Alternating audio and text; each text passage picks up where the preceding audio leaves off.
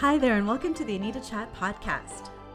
I'm your host, Anita Rombo, and this is the podcast for growth-oriented women to have authentic, real talk. Nothing is off the table here, but as an intuitive self-relationship coach, you'll find the content gravitates towards mindset, intentional action, spirituality, and all things wellness. So if you're ready to learn, laugh, show up, and glow up to be the best version of yourself, grab your favorite bevy, settle in, and we've got lots to chat about. Hello and welcome to another episode of I Need to Chat. I hope you are doing well. How many of you identify as a planner? I'm assuming that if you're tuning into this podcast, there is a strong likelihood that you would say yes to that question, simply because if you are a parent that is juggling multiple priorities or showing up at work, there's often a lot of competing priorities around you that can really only be executed well if you have a solid plan. And oftentimes that solid plan also involves the creation of plans B and C and maybe even D, literally planning for all possible contingencies, almost to the effect of this popular saying that I really resonate strongly with, which is hope for the best and plan or perhaps prepare for the worst. If you are a parent, I'm sure you can relate to this. You do not leave the house without diapers. You do not leave the house without a change of clothes for your babe, maybe even yourself. And you certainly bring all the snacks and maybe a couple of toys, regardless if you're a parent or not. The whole point of me saying this is we are conditioned to make plans, and we're conditioned to not really love the unknown. And there are lots of podcast episodes that I've created about release, about letting go, about surrender. Definitely check those out. I'll be sure to link some of them in the episode description. But bottom line, we love solid plan. We love certainty, and life is full of uncertainties. And oftentimes when we're about to do something new, something out of our comfort zone, something that feels like a big leap for us, something that has some sort of element of uncertainty, we play a little game in our minds.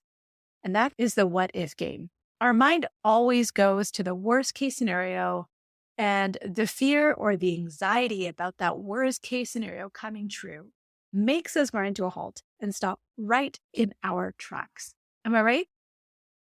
Our mind stepping up in this way is not necessarily a bad thing. In fact, it is looking out for us, and it is expected that it would do this because its job is to keep us alive, to keep us safe, to keep us secure. And so anything that threatens that certainty of safety and security is going to register some sort of alarm bell. And that's going to show up for us in the form of things like saying, okay, are you sure you want to stand up in front of this crowd and talk? Are you sure you want to leave this cozy, comfy job? Are you sure you want to take this chance? Maybe you should think this through some more. What if you fail? What if you can't do this? What if you make a fool out of yourself? What if it's hard? What if you regret this? What if where you are is better than the alternative? So in this what if game, some sort of scenario comes up, but the common denominator is that what if scenario usually anticipates the worst, and that makes us not want to move forward. And there's a reason why people are gravitating towards coaches of all sorts to get them out of their playing smallness, to get them to try to do things that they just can't seem to break free out of that crippling fear and anxiety to do. I want us to remember, though, that those what if scenarios are just that. They are possibilities that haven't yet occurred. They aren't necessarily guaranteed to occur. And they are just figments of your imagination that are paralyzing you in fear and anxiety. And further, when we say they're not necessarily guaranteed to occur, the more that we have those thoughts, depending on if you believe in the woo or believe in the law of attraction or not, the more you have those negative thoughts, those spiraling thoughts that are just thinking through those worst circumstances, the more that you're increasing the likelihood that those things are actually going to be your experiences. But up until now, they are just potential scenarios that may or may not come true. of course, when those scenarios conjure up strong emotions like fear and like anxiety, it's no wonder we don't want to move forward. It's no wonder we pull the plug on our big dreams. Am I right? So my point being is it's very natural for us to not like the unknown, to resist the potential of uncertainty. It's natural for our minds to resist us moving forward in that direction because, of course, that's how we're evolutionarily wired. And it's natural for us to fill in the gap of the uncertainty with what if scenarios. And those what if scenarios are generally not the kind of scenarios that we want to entertain. But if we're going to go down the path of playing the what if game, if we're going to play this game, we might as well make it a good one.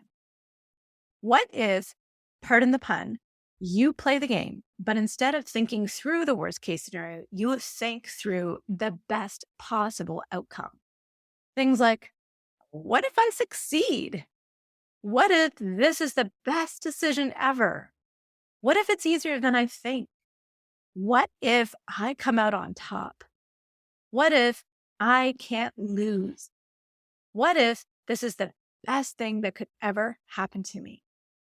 When you lean into the possibilities of what if that are exciting and happy and joyous, we're more likely to be able to break through. We're more likely to take that chance or to take that next step because those emotions make us want to play big. Those emotions may not replace all the fear and anxiety. Doing new things is obviously going to make us feel uncomfortable. Growth does not happen in our comfort zone, but they're more than likely to make us break through to that next level. So friends, sharing this mindset hack for you, anytime you notice going down the autopilot default programming of what is insert negative outcome here, you can cautiously flip the script and replace it with what if positive outcome here. And hopefully that will help you get to where you would like to go. And on that note, if you want to work through some of those challenging mindset blocks that might be keeping you from getting to where you want to go, if you've got some big dreams, if you want to set yourself up for success for the new year, which is going to be here before you know it, I do want to remind you that I do offer free coaching sessions. That's right, free coaching sessions. I will link to that in the episode description. Would love to serve you. So if that feels good, definitely book in. And so with that, my friends, I hope you enjoy that mindset hack. I will see you next week. Bye for now. Thank you so much for tuning into this episode of the Anita Chat podcast. If you haven't taken a minute to leave a review, I would absolutely love to hear from you. All you need to do is to search for the show, click your star rating, and type in a few words. Also, if there's a specific topic you'd like to see covered in this podcast, if you'd like me to be your coach, or if you want to just chat, feel free to send me an email or shoot me a message through my IG, which you'll find in the show notes. The show notes will also contain any links to the freebies that were referenced in this episode.